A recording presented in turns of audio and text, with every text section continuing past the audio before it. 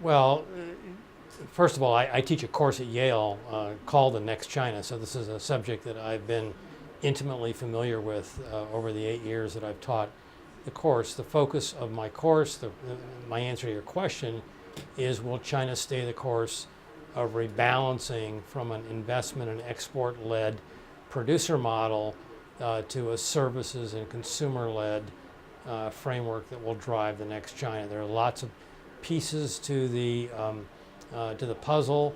Many of them have fallen into place. Many of them still have yet to fall into place, especially dealing with the excess saving of a fear-constrained Chinese household sector. That is at the top of my list and what must be addressed in the years ahead.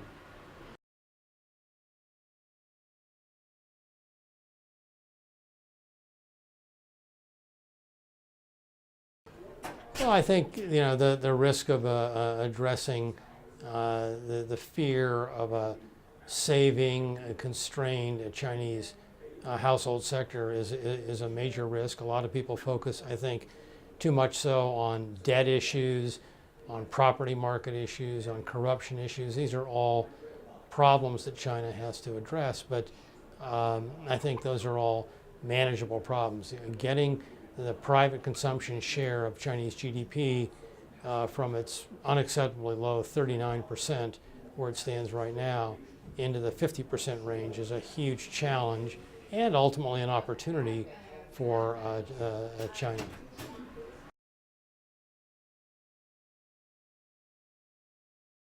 Well, the 19th Party Congress was a watershed event in many respects in terms of power consolidation for Xi Jinping, in terms of the party embracing this notion that China now needs to rethink its so-called principal contradiction in a way that is very consistent with addressing unbalanced and inadequate growth and making it in better alignment with the needs of the people, as the party document says, and whether or not the government, its leadership, and the party has the wherewithal to translate the resolution of that contradiction into action. That's a huge challenge, and I, for one, think the government is up to meeting the challenge, but the burden of proof remains on them.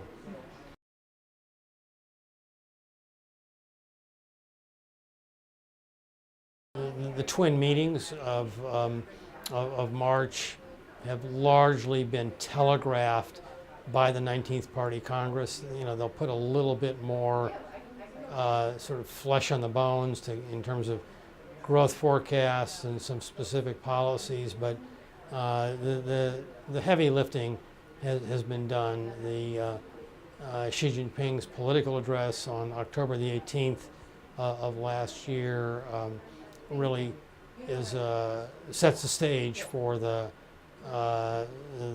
coming meetings in March, and I don't look for any major surprises.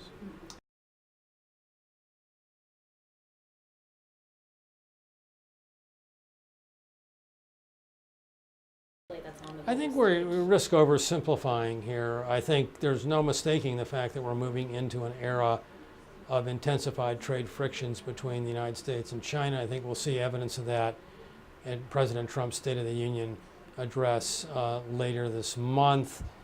But this has been a long time coming. I think we like to personalize this in the form of Trump's America First policy, but there's been a growing crescendo of concern, and it's been bipartisan in the United States, that was manifested in this national security document that was released in December of this year by the Trump administration. But there's Democrats like New York Senator Chuck Schumer, who's been very concerned about Chinese pressures on the United States for a number of years.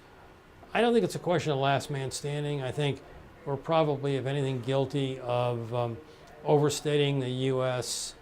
And its inward-looking pullback from global leadership, and I think we're equally guilty of overstating China's ascendancy as a global leader is manifested through, the Belt and Road, the China Dream, AIIB. It's going to be, if it were that easy, China would have done this a long time ago.